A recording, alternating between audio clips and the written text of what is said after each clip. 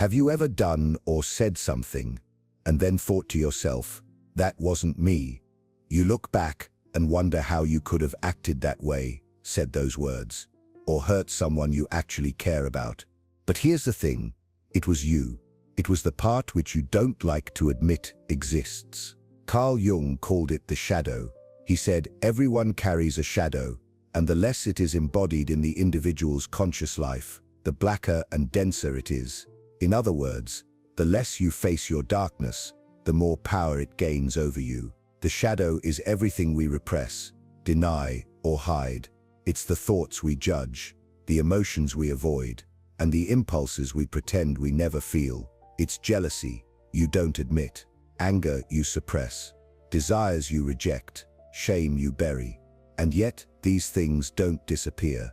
They wait, in the back of your mind, in your dreams, in your reactions, until one day they surface. And when they do, they don't ask for permission. You've seen this happen. The person who's calm for years suddenly explodes.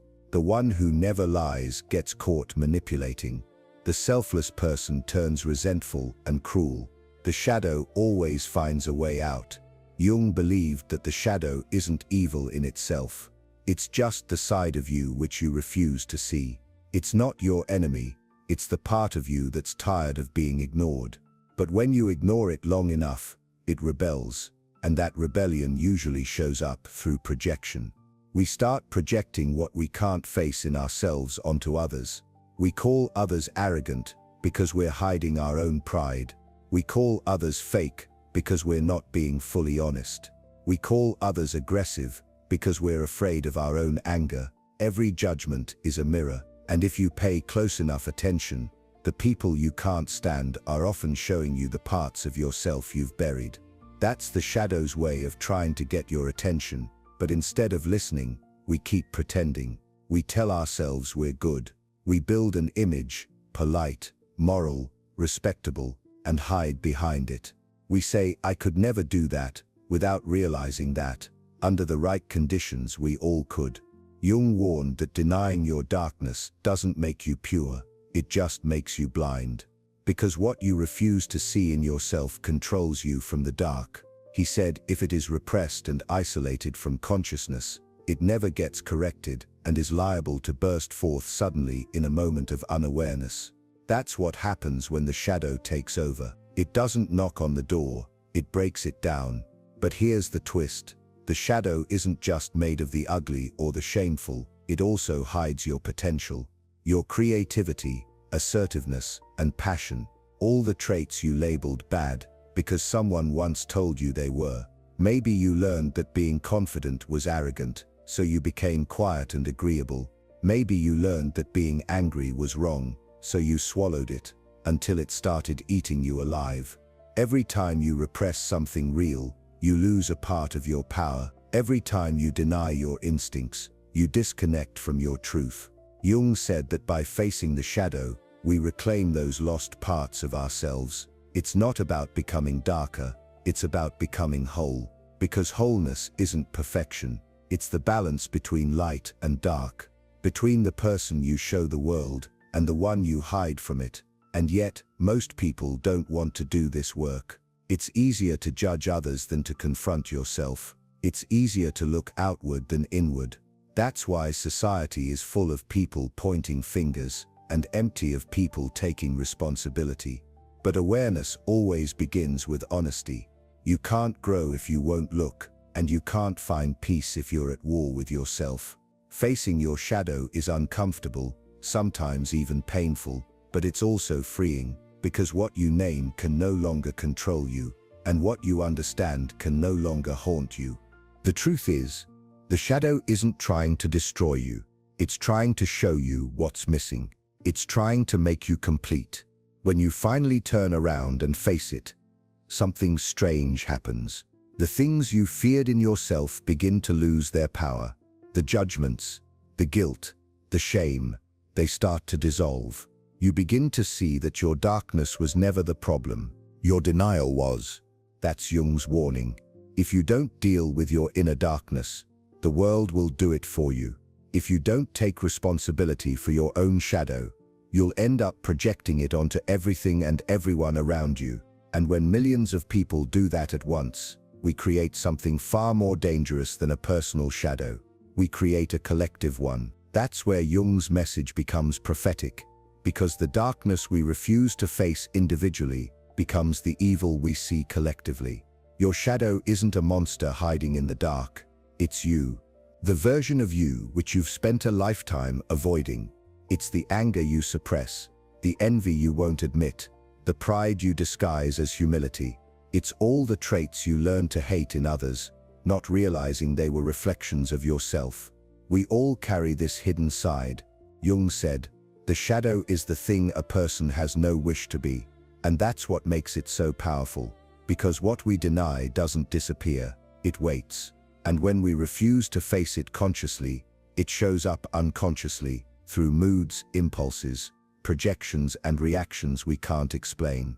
Think about the last time you overreacted to something small. Someone said something harmless, but it hit a nerve. You felt anger, resentment or shame that didn't match the situation. That was your shadow speaking. The shadow has no filter. It doesn't care about social rules or how you want to appear. It reveals itself in sudden irritation, jealousy, defensiveness or guilt, especially when you think, I'm not like that. Projection is the shadow's favorite trick. When we can't face something in ourselves, we project it onto someone else. We label, criticize, and condemn what we secretly carry. We call others selfish because we suppress our own needs. We call others arrogant because we fear our own confidence. We call others weak because we're ashamed of our vulnerability.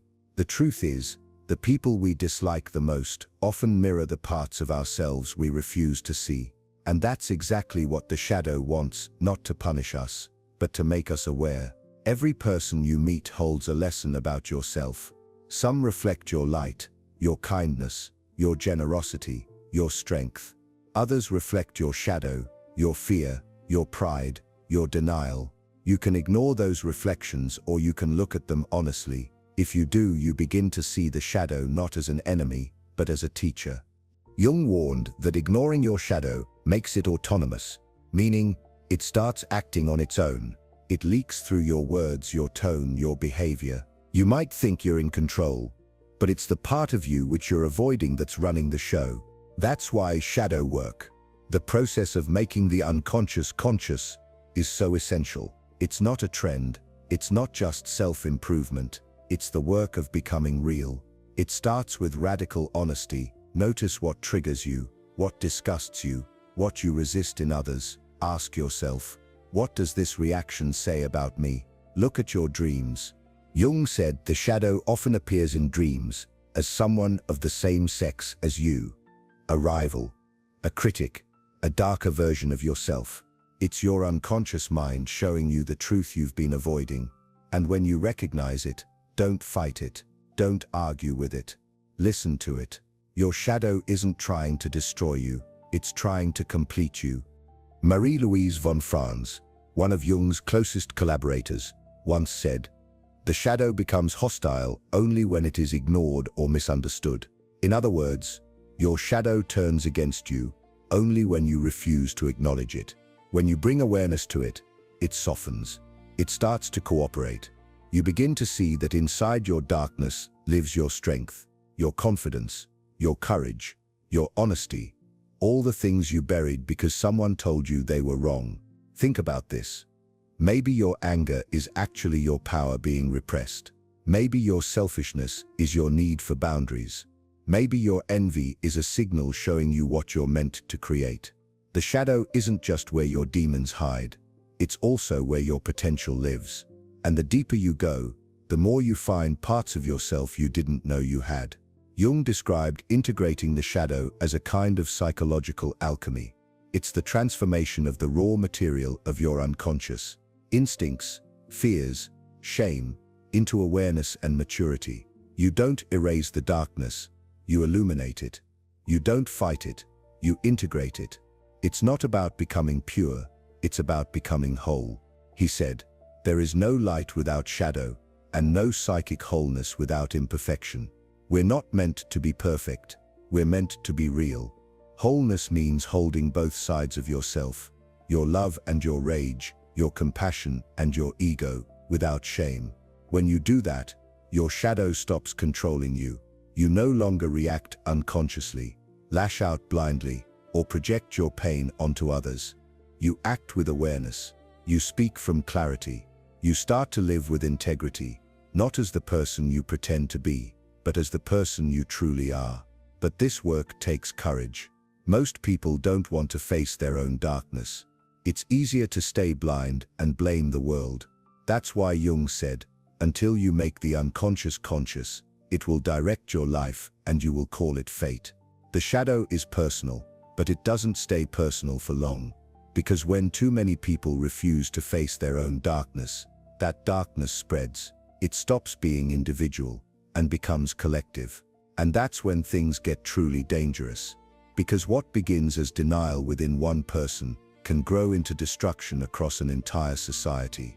That's where Jung's greatest warning comes in, not just about the individual, but about humanity itself. Because when we refuse to face our personal shadows, we give birth to a collective one. Awareness is the beginning. Integration is the journey. If you're ready to face what you've been running from, subscribe and keep walking with me through Jung's world of light and shadow, because the only way out is through.